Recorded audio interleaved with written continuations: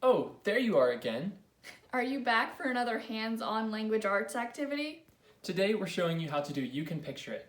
You Can Picture It is a great hands-on activity for any student who likes to draw, and it reinforces skills like reading comprehension, writing, summarizing, and attention to detail. I love to draw. All right, let's get started. Here's a reading passage divided into 4 parts. First, read them and then put them in order. You can use passages from poems, stories, or nonfiction articles based on each student's reading ability. Or you can use ready-to-go passages from DTP Publishing's You Can Picture It series. Got it. Great. Now glue the first part to a piece of paper.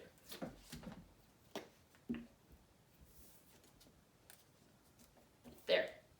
Awesome. Now draw an illustration that goes along with the passage.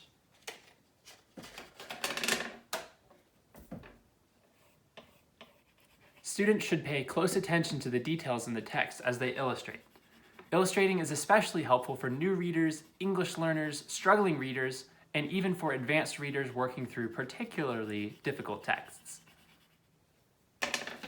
How's that? Looks great. Now do the same thing for the other 3 parts. Okay. Boom. Done. Wow, these illustrations are really good, and you did them super fast. All right, now we're gonna put these 4 pages in between these 2 pieces of cardstock and staple them together like a book. Now think of a title for the whole passage and decorate the cover with that title and an illustration. Okay. Wow, that was really fast. All right, now write a summary to go on the back. Okay. Man, I have a book that I made. I can show it to my friends. This is so exciting. Exactly. Unfortunately, that's all the time we have right now. But great news, you can find free You Can Picture It passages in the DTP Publishing blog. Is there a link? Yeah, right here in this video. Okay, but what if I want dozens of different passages? I think DTP Publishing can help you with that too. Awesome. Well, until next time, hands on, screens off.